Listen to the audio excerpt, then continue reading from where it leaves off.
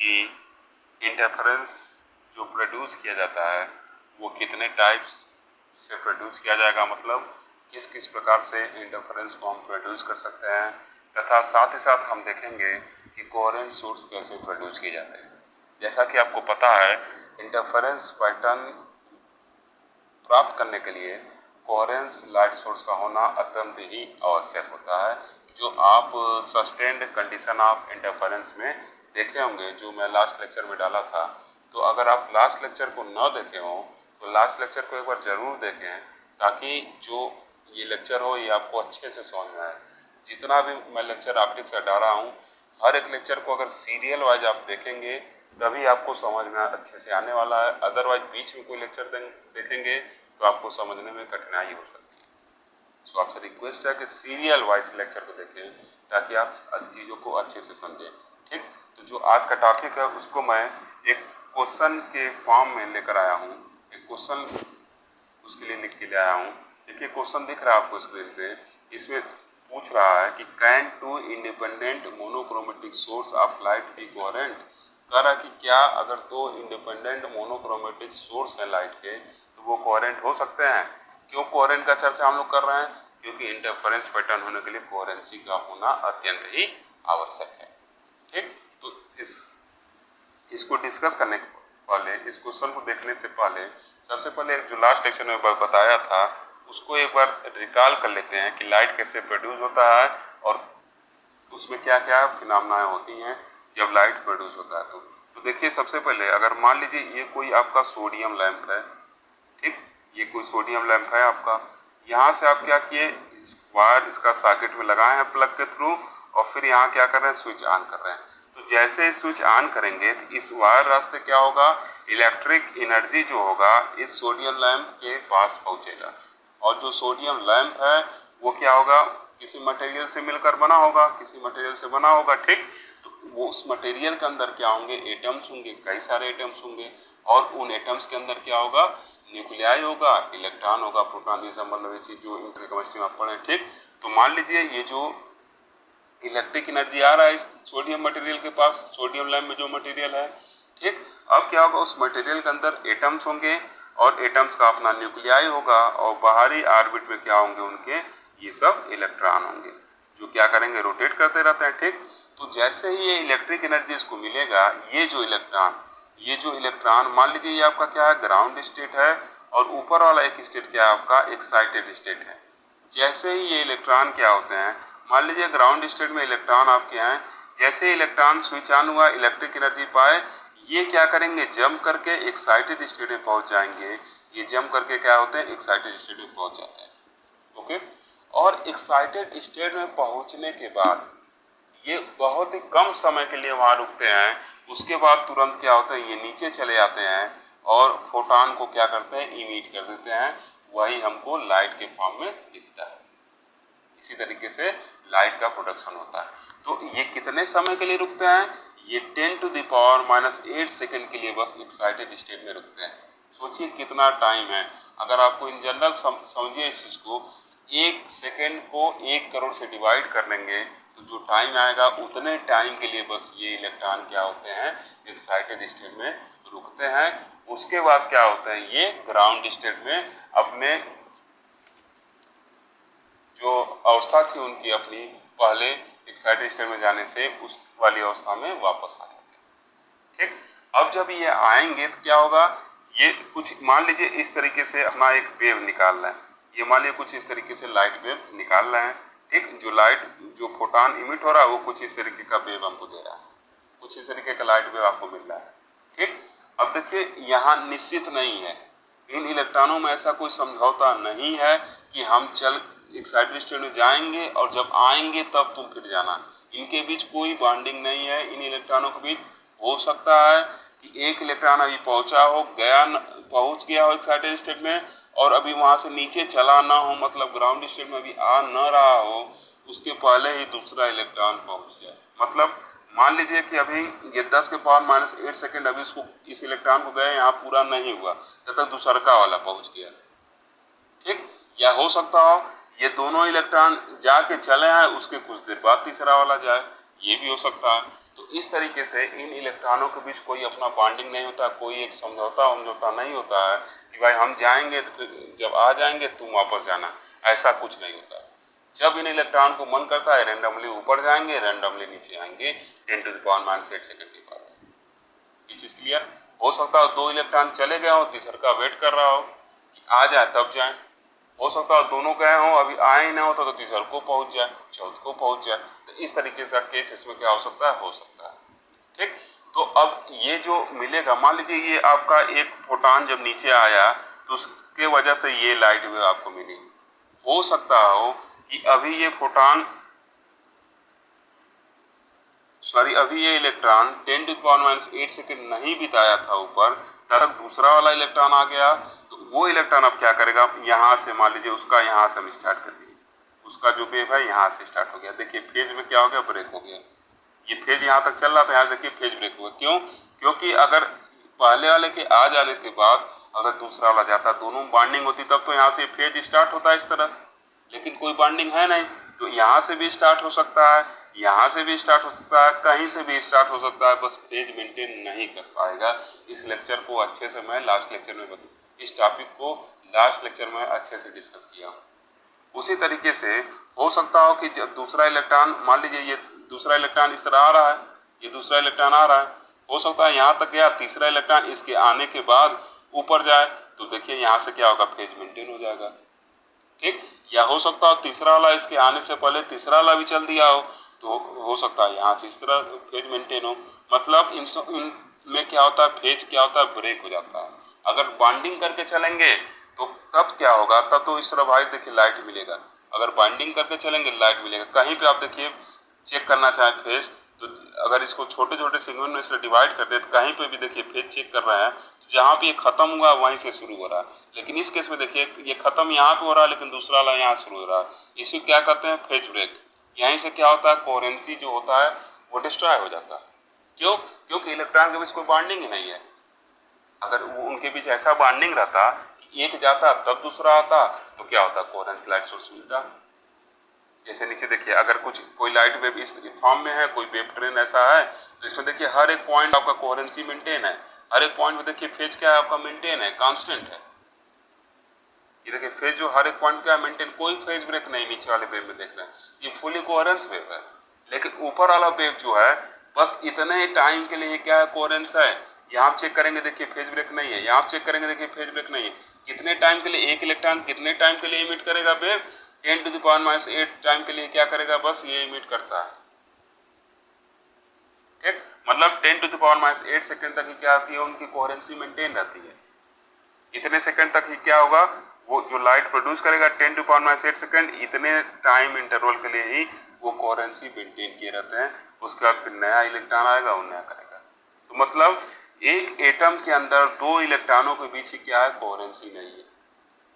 तो जब एक एटम के अंदर दो इलेक्ट्रॉनों के बीच कोहेरेंसी नहीं है, और ये एटम क्या है, एक ही सोडियम लाइट के मटेरियल में है, तो अगर दो इंडिपेंडेंट लाइट सोर्स ले लेंगे तब उनके इलेक्ट्रॉनों के बीच कहाँ कोहेरेंसी होने वाला है। जब एक लाइट सोर्स के मटेरियल में एक ही एटम के दो इलेक्ट्रॉनों में कोहेरेंसी नहीं है, बात को समझिएगा, तब दो इंडिपेंडेंट लाइट सोर्स ले लेंगे तो उनके एटम्स में जो इलेक्ट्रॉन रहेंगे या एक है, उन लाइट सोर्स के वजह से कोहेरेंसी कहाँ मेंटेन होने वाला है। आशा करता हूँ आप इस बात को समझ रहे होंगे। जब एक एटम यूज किए हैं तो इसमें इलेक्ट्रॉन जो है, तो एक एटम के इलेक्ट्रॉनों के बीच नहीं है, तो इसमें कई सारे एटम होंगे सोडियम लाइट में, उसके जो मटेरियल है उसमें कई सारे एटम होंगे, तो उनके बीच भी नहीं होगा। मिलियंस ऑफ एटम्स को मिलकर बना है, तो उनमें कोहेरेंसी नहीं होगा। तो जब एक ही लैंप में ही नहीं कोहेरेंसी मिल रहा है ज़्यादा देर तक, बस 10⁻⁸ सेकंड तक मिल रहा है, तो टू इंडिपेंडेंट सोर्स में कहाँ मिलने वाला है। क्लियर है चीज? तो इस वजह से टू इंडिपेंडेंट सोर्स की वजह से प्रोड्यूस होने वाला जो लाइट होता है वो क्या होता है, कोहेरेंस नहीं हो सकता।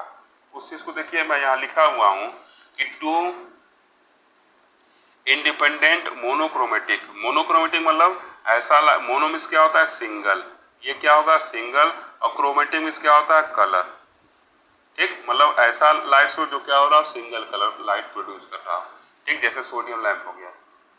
तो two independent monochromatic source of light can not be coherent. This is because light emitted by individual atoms when they returns to ground state from excited state in a very short interval of time 10 to the power minus 8 second. 8 second after being excited by heat या electric discharge. मतलब जब हम क्या करेंगे, two monochromatic light source use करेंगे तो उनके बीच coherency नहीं होगी, क्योंकि जो लाइट इमिट होता है इंडिविजुअल एटम की वजह से वो क्या होता है 10 के पावर माइनस 8 सेकेंड तक ही रहता है। जैसा कि मैं यहाँ पर देखिए आपको समझाया हूँ, 10 के पावर माइनस 8 सेकेंड के लिए आपका क्या होता है, बस कोहेरेंसी मेंटेन रहेगा। एक एटम के अंदर जब नहीं कोहेरेंसी है तो एक मटेरियल के अंदर कई सारे एटम्स होंगे तो उनके अंदर नहीं कोहेरेंसी है, तो दो इंडिपेंडेंट सोर्स में कहाँ कोहेरेंसी होने वाली है। ठीक, उसी चीज को देखिए यहाँ लिखा हुआ है। फिर देखिए the small source of light even contains billions of atom, जो बताया हूँ billions of millions of atom मिलकर बना होता है, which obviously can not emit light wave in same phase. जब एक, फिर से एक चीज को रिपीट करता हूँ इस चीज को, देखिए सोडियम क्या होगा, किसी मटेरियल, सोडियम लैंप किसी मटेरियल से मिलकर बना होगा, उस मटेरियल में कई सारे एटम्स होंगे और जब उस एक ही एटम के इलेक्ट्रॉनों के बीच क्या है, बॉन्डिंग नहीं है, उनके बीच कोहेरेंसी नहीं है, तो उस एटम्स, उस मटेरियल के अंदर जो एटम्स होंगे उनके बीच नहीं कोहेरेंसी होगी। तो अब जब एक ही मटेरियल के एटम्स के बीच कोहेरेंसी नहीं है तो दो इंडिपेंडेंट मटेरियल्स के बीच कहाँ कोहेरेंसी होने वाली है, उसी चीज को यहाँ पे लिखना है। तो देखिए लिखा है कि the small source of light even contains billions of atom which obviously can not emit light wave in same phase. ठीक, सेम फेज, दो इलेक्ट्रॉन का नहीं आपस में आए तो जब बिलियंस ऑफ एटम है कहाँ होने वाला है। Such independent source of light do not maintain a constant phase difference are called as non coherent source और इनकोहेरेंट सोर्स। तो ऐसे सोर्स को क्या कहा जाता है, नॉन कोहेरेंट सोर्स और इनकोहेरेंट सोर्स कहा जाता है। और आपको पता है इंटरफेरेंस फ्रिंज फाइंड आउट करने के लिए आपको कोहेरेंट सोर्स चाहिए, तो हमको क्या करना पड़ेगा, अब कोहेरेंट सोर्स बनाना पड़ेगा। क्यों, क्योंकि हमारी जो रिक्वायरमेंट है वो हमको इंटरफेरेंस पैटर्न के लिए कोहेरेंट सोर्स होना चाहिए। ये लास्ट लेक्चर में मैं बताया था। तो देखिए अब उसके आगे पढ़ा जाएगा कि कितने प्रकार के कोहेरेंट सोर्स होते हैं या कौन सी ऐसी टेक्निक है जिससे हम क्या करेंगे, कोहेरेंट सोर्स क्रिएट करेंगे। ठीक, तो देखिए अब क्या करते हैं, हम ये कोशिश करेंगे कि एक ही सोर्स लेंगे। ठीक, इंटरफेरेंस के लिए रिक्वायरमेंट क्या होती है, कम से कम 2 लाइट वेव चाहिए, 2 लाइट वेव चाहिए इंटरफेरेंस के लिए। ठीक, तो क्या करेंगे, एक सोर्स लेंगे और उससे 2 सोर्स जनरेट कर लेंगे और इसी सोर्स से दोनों सोर्स जनरेट कर रहे हैं, तो ये दोनों सोर्स क्या है, इस पे डिपेंडेंट है, ये दोनों सोर्स इंडिपेंडेंट नहीं है, ये दोनों सोर्स इस पे डिपेंडेंट है, तो 2 डिपेंडेंट सोर्स हो गया। अब ये क्या करेंगे, कोहेरेंसी को फॉलो करेंगे और 2 सोर्स हो गए, दोनों से निकलने वाला वेव जब आपस में इंटरफेयर करेंगे तो इंटरफेरेंस पैटर्न मिलेगा, क्योंकि ये जो यस क्या है, एक ही मोनोक्रोमेटिक सोर्स से ये S1 S2 क्या हो रहा है, मिलके बन रहा है। उस चीज को आगे अभी समझा जाएगा। तो देखिए टाइप ऑफ इंटरफेरेंस की अगर बात की जाए तो, या technique use for creating coherent source of light, तो इसमें अगर बात की जाए तो देखिए क्या इंटरफेरेंस आ रहा है, 2 टाइप्स। इंटरफेरेंस क्या होते हैं, 2 टाइप्स के होते हैं। एक क्या होता है, डिवीजन बाय वेव फ्रंट, या जिसको क्या कहते हैं, वेव फ्रंट स्प्लिटिंग। इसमें क्या होता है, जो वेव फ्रंट रहेगा आपको, जैसे मान लीजिए सर्कुलर स्फेरिकल लाइट सोर्स है, ये क्या कर रही है, लाइट इमिट कर रही है, ये क्या कर रही है, लाइट इमिट कर रही है। ठीक, तो जितने पार्टिकल क्या होते हैं, ये वाइब्रेशन क्या होता है, सेम होता है, इसे क्या कहते हैं, जो पार्टिकल का वाइब्रेशन क्या होगा, सेम होगा, उसी क्या कहलाता है, वेव फ्रंट कहलाता है। ये चीज अच्छे से आप इंटर्न पढ़े हैं। ये अगर सिलेंड्रिकल है तो क्या होगा, लाइट इमिट करेगा, तो जिन पार्टिकल का वाइब्रेशन क्या होगा, सेम होगा, वो क्या कहलाएंगे, आपके वेव फ्रंट कहलाएंगे। तो उसी वेव फ्रंट का जिक्र कर रहे हैं जो इंटर में आप पढ़े हुए। ठीक, तो in this method a light waves front emerging from a narrow slit can be divided by passing through 2 slits closely spaced side by side। अब क्या किया जाएगा, चूंकि 2 सोर्स से हमको कोहेरेंसी प्राप्त करने में कठिनाई हो रही है, नहीं मिल रहा है, क्यों, क्योंकि उनके एटम्स जो हैं और उनके अंदर जो इलेक्ट्रॉन्स हैं वो अपनी इच्छा के अनुसार रैंडमली ऊपर नीचे आ जा रहे हैं, तो वो कोहेरेंस लाइट नहीं दे पा रहा है। तो अब हमारा अब काम क्या है कि एक ही लाइट सोर्स से क्या किया जाए, दो सोर्स जनरेट कर लिया जाए। तो जब एक ही लाइट से दो सोर्स जनरेट किया जाएगा तो वो दोनों सोर्स क्या होंगे, डिपेंडेंट होंगे, जिससे जनरेट होंगे। और जो लाइट सोर्स जनरेट करने के लिए यूज कर रहे हैं, अगर उसको मोनोक्रोमेटिक यूज करेंगे तो क्या होगा, वो दोनों सोर्स भी क्या रहेंगे, मोनोक्रोमेटिक रहेंगे। क्लियर? और उसे तब निकाल लिया जाएगा। तो इसमें इंटरफेरेंस पैटर्न, तो इसमें क्या है, दो तरीका है, एक डिवीजन ऑफ वेव फ्रंट है और दूसरा क्या है, डिवीजन ऑफ एम्पलीट्यूड। तो देखिए डिवीजन ऑफ वेव फ्रंट में क्या किया जाएगा, एक डिवीजन ऑफ वेव फ्रंट में एक नैरो स्लिट सोर्स ले लिए, ठीक, यंग्स डबल स्लिट एक्सपेरिमेंट आप याद करिए जो इंटर में पढ़े हैं। एक स्लिट ले लिए, सोर्स लिए और यहाँ पे एक स्लिट बना लिए। अब इस सोर्स से जो निकलने वाला वेव फ्रंट है ये आगे से बढ़ेगा। मान लीजिए स्फेरिकल सोर्स है, स्फेरिकल वेव फ्रंट है, ये आगे बढ़ रहा है। अब यहाँ पे क्या करेंगे, दो स्लिट लगा लेंगे, तब इधर से वेव फ्रंट गुजरेगा। एक वेव फ्रंट देखिए इधर हो गया, डिवाइड हो गया, ये S1 है और मान लीजिए ये क्या नीचे वाला स्लिट जो है S2 है। अब यहाँ से निकलने वाला वेव फ्रंट कुछ ऐसे हो गया। देखिए एक ही वेव फ्रंट था, इसको दो पार्ट में हम लोग तोड़ लिए। चूंकि ये मोनोक्रोमेटिक था, कोहेरेंस लाइट था, इस वजह से ये दोनों भी क्या होंगे, दोनों क्या हो रहे हैं, एक ही सोर्स से डिराइव हो रहे हैं, इसलिए ये भी क्या होंगे, कोहेरेंस होंगे और मोनोक्रोमेटिक होंगे। क्लियर है? इसी को क्या कहते हैं, division of wavefront technique. ये यंग्स डबल स्लिट एक्सपेरिमेंट में आप पढ़ेंगे। ठीक, अब दो सोर्स हमको मिल गए, पहले सिंगल सोर्स था, उससे दो सोर्स डिराइव कर लिए, अब इससे कोहेरेंसी को मेंटेन कर सकते हैं। ओके, अब देखिए the two parts of the same wavelength travels through different paths and reunite on screen to produce fringes. ठीक, fringes pattern, this is known as interference due to division of wavefront. जो यहाँ पे समझाए हैं इसी को क्या करेंगे, इंटरफेरेंस कहेंगे due to division of wavefront technique. Division of wavefront technique से क्या कहलाएगा, ये इंटरफेरेंस कहलाएगा।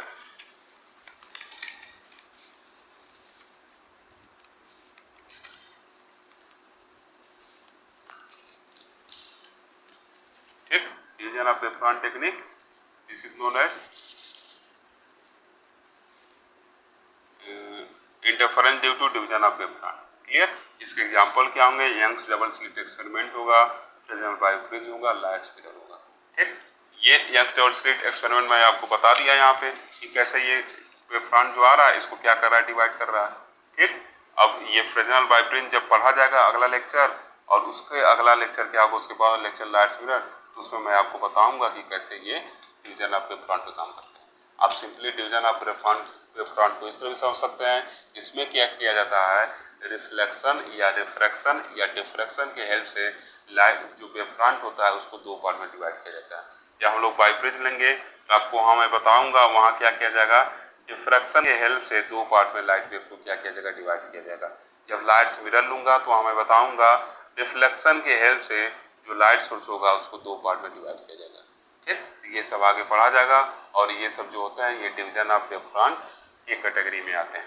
ठीक, ये तरीका है आपका एक सोर्स से दो मोनोक्रोमेटिक और कोहेरेंट सोर्स प्रोड्यूस करने का तरीका है। ठीक, चूंकि ये दोनों सोर्स एक ही कोहेरेंट सोर्स से आ रहे हैं इसलिए ये भी क्या होंगे, कोहेरेंस होंगे, और मोनोक्रोमेटिक सोर्स है इसलिए क्या होंगे, मोनोक्रोमेटिक होंगे। इस चीज को आगे हम लोग अच्छे से देखेंगे।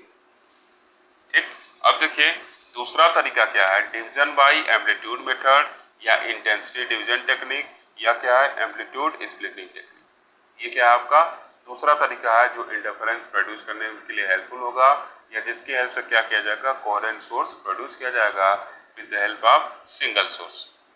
ठीक, तो अब देखिए इसमें क्या होगा, इसमें देख लेते हैं एक बार।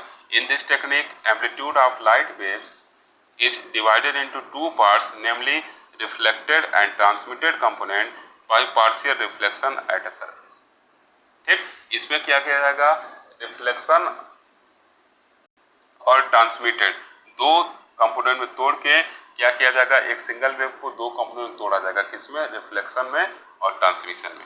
ओके, इस चीज को भी आगे जब थिन फिल्म इंटरफेरेंस हम लोग पढ़ेंगे तो उसमें देखेंगे। ठीक, फिर इसके बाद देखिए क्या लिखा है, this two part of light travels through different part and reunite to produce interference fringe, this is known as interference due to division of amplitude. Amplitude. और फिर जो दोनों पार्ट टूट गया है वो क्या होगा, आगे ट्रेवल करेगा डिफरेंट पार्ट और फिर क्या होगा, स्क्रीन पे मिलेगा और हमको इंटरफेरेंस पैटर्न बनाएगा। ठीक, इस चीज को आप समझ सकते हैं डिवीजन ऑफ एम्पलीट्यूड टेक्निक में। इसके मान लीजिए आपका क्या है, ये आपका थिन फिल्म इंटरफेरेंस, ये थिन फिल्म इंटरफेरेंस हम ले रहे हैं। ठीक, मान लीजिए अब क्या है, ये आपका ग्लास हो गया या इसके अंदर ये मान लीजिए वाटर है, कुछ भी आप कंसीडर कर सकते हैं। यहाँ पे मान लीजिए एक लाइट रे आ रही है। ठीक, अब ये लाइट रे क्या होगा, यहाँ देखिए इसको जाना चाहिए था सीधे, लेकिन ये एयर है इधर, तो ये मीडियम रेयर है, अंदर वाला मीडियम डेंसर है और फिर बाहर वाला ये रेयर मीडियम है। तो अभी क्या होगा, लाइट रे बेंट हो जाएगा टूवर्ड्स द नॉर्मल और फिर इस सरफेस पे आएगा और कुछ पार्ट अगर मान ये ग्लास है तो क्या होगा, कुछ पार्ट यहाँ से रिफ्लेक्ट हो जाएगा। ठीक, कुछ पार्ट रिफ्लेक्ट हो जाएगा और फिर क्या होगा, अब इसके जो ग्लास स्लैब रखे हैं मान लीजिए कुछ पार्ट इसके निचले सरफेस से यहाँ से रिफ्लेक्ट होगा और कुछ पार्ट क्या हो जाएगा, यहाँ से ट्रांसमिट हो जाएगा, जिसको सीधे जाना चाहिए था लेकिन नॉर्मल से दूर चला जाएगा क्योंकि टेंसर से रेयर में जा रहा है।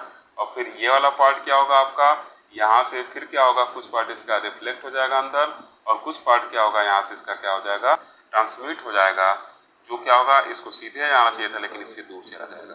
तो देखिए एक वेव लिए हम लोग और इसको दो पार्ट में तोड़ दिए, दो पार्ट हमको मिल गया एक सिंगल बीम से। इसी को क्या कहते हैं, डिवीजन ऑफ एम्पलीट्यूड, या इस मान लीजिए इसका इंटेंसिटी जो रहा होगा वो ये क्या हो गया, दो पार्ट में इंटेंसिटी टूट गया। ठीक, इस चीज को हम लोग थिन फिल्म में अच्छे से डिस्कस करेंगे। तो इसमें रिफ्लेक्शन से भी हम फाइंड आउट कर सकते हैं दो कोहेरेंट बीम, या फिर जो नीचे ये लाइट बीम आ रही है ट्रांसमिट होके, ये देखिए फिर सरफेस से आएगा, सीधे जाना चाहिए था लेकिन ये क्या होगा, इससे दूर चला जाएगा। फिर दो ट्रांसमिटेड वेव मिल गई 1 और 2, इसके हेल्प से भी इंटरफेरेंस पैटर्न हम लोग स्क्रीन पे देख सकते हैं। ठीक, तो ये टेक्निक है, ये सेकेंड टेक्निक है इंटरफेरेंस को प्रोड्यूस करने का। इसमें क्या आपका डिवीजन ऑफ एम्पलीट्यूड मेथड्स लिखा गया है जिसको, या डिवीजन ऑफ या इंटेंसिटी डिवीजन टेक्निक या एम्पलीट्यूड स्प्लिटिंग टेक्निक, इसका तीनों नाम में से कोई नाम आप कह सकते हैं। ओके, अब इसका एग्जाम्पल अगर देखा जाए, क्यों ये नाम दिए हैं, क्योंकि आप देख रहे हैं कि जो ये मान लीजिए intensity I is directly proportional to a square होता है एम्पलीट्यूड के स्क्वायर। तो अगर आई मान लीजिए ले रहा है, इंटेंसिटी कुछ रहा होगा, मान लीजिए ये 100% इंटेंसिटी, तो क्या होगा, कुछ पार्ट में टूट जाएगा, ये 4%, ये मान लीजिए है, फिर इधर क्या है 3%, इस तरह करके टूटता है। इसको आगे डिटेल में डिस्कस किया जाएगा। ठीक, तो ये रिफ्लेक्टेड की वजह से हो जाएगा, मिल जाएगा यहाँ इंटरफेरेंस। एक सिंगल बीम से दो बीम जनरेट हो गया और इसी सिंगल बीम से ट्रांसमिटेड लाइट का भी दो बीम जनरेट हो गया, इसकी वजह से भी इंटरफेरेंस मिलेगा। इसीलिए इसको डिवीजन ऑफ एम्पलीट्यूड कहते हैं, या इंटेंसिटी स्प्लिटिंग मेथड या एम्पलीट्यूड स्प्लिटिंग मेथड कहते हैं। ठीक, अब यहाँ पे एक से हम दो जनरेट किए, दो सोर्स जनरेट कर लिए हैं, दो बीम जनरेट कर लिए हैं। अब ये दोनों बीम एक ही बीम से जनरेट हुई है तो ये डिपेंडेंट होंगी और क्या होंगी, चूंकि ये जो लाइट वेव आ रही कोहेरेंस है तो ये कोहेरेंस होंगी, और ये अगर मोनोक्रोमेटिक है तो ये भी क्या होंगी, आपस में मोनोक्रोमेटिक होंगी। और जो इसका एग्जांपल होगा क्या होगा, न्यूटन्स रिंग, माइकलसन इंटरफेरोमीटर, इस एक और है थिन फिल्म इंटरफेरेंस, ये भी क्या होगा आपके सिलेबस में, इस चीज को भी हम लोग को पढ़ना है। ठीक, ये सब इसके एग्जाम्पल होते हैं। जब इस टॉपिक को पढ़ा जाएगा तो आपको बताया जाएगा कि कैसे इसको डिवीजन ऑफ एम्पलीट्यूड की कैटेगरी में रखा गया है, कैसे इसको डिवीजन ऑफ वेव फ्रंट की कैटेगरी में रखा गया है। ठीक, अब देखिए वेव फ्रंट का डिफिनेशन भी मैं लिख रखा हूँ, आप इंटर में या पढ़े होंगे। The wave front at any instant is defined as the locus of all the particle of the medium are in the same state of vibration. जैसे मान लीजिए ये कोई पॉन्ड है, उसमें आप कोई पत्थर फेंक दिए तो क्या होगा, कुछ इस तरह से वेव आपका क्या होता है, आगे बढ़ता है इस तरीके से। ठीक, तो जो पार्टिकल क्या होंगे, इस देखिए सेम वाइब्रेशन में होंगे, इनका जो लोकस होगा, मतलब ये सरफेस मिला दिया जाए, ये क्या होगा, सेम वाइब्रेशन में होंगे। फिर ये जो पार्टिकल इस मीडियम में आगे ये जो वेव मिल रहा है, इसके जो पार्टिकल होंगे उनका वाइब्रेशन अगर सेम डायरेक्शन में, तो इसको मिला दिया तो क्या होगा, वेव फ्रंट कहलाएंगे। एक वेव फ्रंट ये हो गया, एक ये हो गया। एक लिखा गया है कि locus of all the particle of medium are in the same state of vibration. ठीक, इस चीज को आप तो इंटर में अच्छे से पढ़ोगे, इस वजह से इस पर डिटेल में नहीं जा रहा। Okay, thank you. और अगला लेक्चर आएगा वो आपका फ्रेजनल वाइब्रेशन होगा। कोशिश रहेगा कि जल्द से जल्द अगला लेक्चर अपलोड किया जाए।